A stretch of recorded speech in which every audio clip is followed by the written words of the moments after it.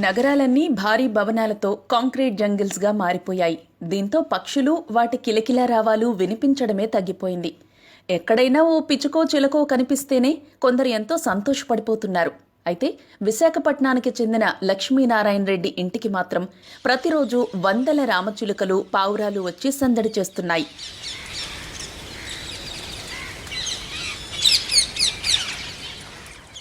ఎన్నో ఏళ్లుగా లక్ష్మీనారాయణ రెడ్డి తన ఇంటి మేడపై కొన్ని మొక్కలను పెంచుతున్నారు.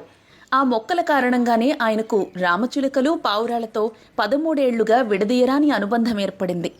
మొదట్లో ఆ మొక్కల దగ్గరకొచ్చిన 2-3 చిలుకలకు కొన్ని బియ్యం గింజలు వేసేవారు లక్ష్మీనారాయణ. దీంతో కొన్ని రోజులకు చిలుకలు గుంపుగా రావడం మొదలైంది.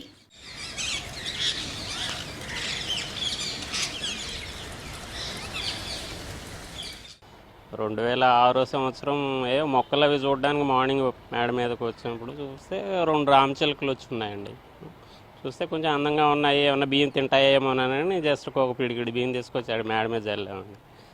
అవి తినేసి వెళ్ళిపోయాయి. మళ్ళీ మరుసటి రోజు కూడా అదే టైంకి వచ్చాయి. ఇంకా అలాగే అది వేస్తూ ఉన్నాం. కొంచెం కొంచెం బియ్యం, పిడికిడి బియ్యం, గ్లాసుడు బియ్యం అయ్యాయి, మళ్ళీ ఒక డబ్బా అయ్యాయి, మళ్ళీ అలాగా 2-3 డబ్బాలు. అవి దాంతోపాటు అవి తీసుకొస్తూనే ఉన్నాయి. చిలుకలు నంబర్ పెరుగుతూ ఉంది. 10, 20, 50 అలాగ వందల సంఖ్యలోకి వెళ్ళాయి. ఇంటిపైన రోజుకు 3 సార్లు శుభ్రం చేసి బియ్యం గింజలు చల్లుతారు లక్ష్మీనారాయణ రెడ్డి. ఆ తరువాత అక్కడ ఉండకుండా ఇంట్లోకి వెళ్ళిపోతారు. కాసేపటికి ఆ బియ్యం గింజలు తినడానికి రామచిలుకల గుంపు వస్తుంది.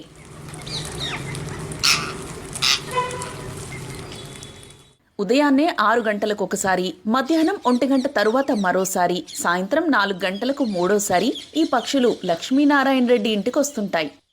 మార్నింగ్ 6 o'clock, 5:30, 6కే స్టార్ట్ అయిపోతాయి అన్నమాట. వస్తూ ఉన్నాయి. ఇంకా అలవాటుగా వేస్తూ ఉన్నాం బియ్యం. అలాగా అవి తినేసేయడం, వెళ్ళిపోవడం.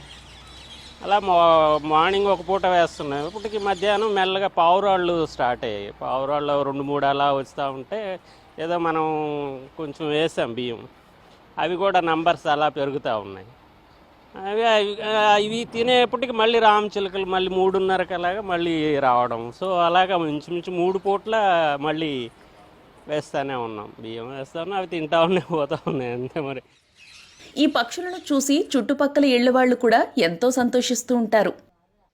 ఈ చిలకల కోసమే మేము మా ఇల్లు మార్చుకున్నాం గ్లాస్ డోర్ నుంచి చూడాలని. ఎందుకంటే అవి చిన్న సౌండ్ వచ్చినా అవి పారిపోతూ ఉంటాయి. చాలామంది చుట్టాలు మా ఇంటికి వస్తుంటారు ఈ చిలకలు చూడడానికి. ఇక్కడ రోజు ఆల్మోస్ట్ ఒక 10 years నుంచి వస్తూ ఉంటాయి ప్యారెట్స్.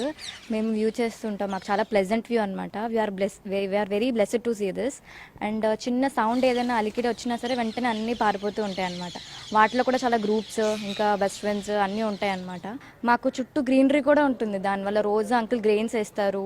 అండ్ దట్టు దానికి వాటర్ పెట్టడానికి బాగుంటుంది. మేము రోజు ఎంజాయ్ చేస్తాం. కొంచెం మైండ్ ఏదైనా బాగోపోయినా ప్లెజెంట్గా ఉంటుంది ఇవన్నీ చూస్తూ ఉంటే. ఆహారం దొరికే ప్రదేశాలకు పక్షులు క్రమం తప్పకుండా వస్తూ ఉంటాయని Andhra university zoology department head professor C Manjulatha చెప్పారు. ఆహారం పలానా చోట ఉందనే విషయాన్ని ఇతర పక్షులకు తెలియజేసే లక్షణం పక్షి జాతిలో ఉంటుందని ఆమె అన్నారు. ఇప్పుడు ఈ పక్షులన్నీ వస్తున్నది ఏంటంటే ఆయన ప్రతిరోజు ఒక రిథమాటిక్గా ఒక పొద్దున్న, మధ్యాహ్నం, సాయంత్రం అని చెప్పి అతను పెడుతున్నారు ఫుడ్. ఆ టైంకి ఏంటంటే అవి ఆటోమేటిక్గా అలా సెట్ అయిపోతాయి అన్నమాట. సెట్ అయ్యి అలా వస్తాయి. లేదు ఆయన ఆపేశారనుకోండి, 2వ రోజు వస్తాయి, 3వ రోజు, కొన్ని రోజులు వచ్చి తర్వాత మళ్ళీ అవి కూడా రావు. ఇంకెక్కడ ఫుడ్ దొరుకుతుందో అక్కడికి వెళ్ళిపోతాయి.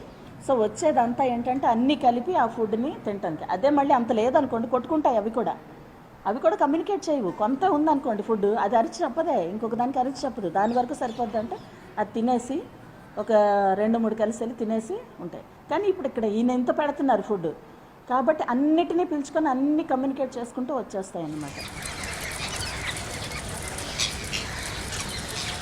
రోజుకి ఇంచుమించు 7-8 కేజీలకు పైన బియ్యం మనం.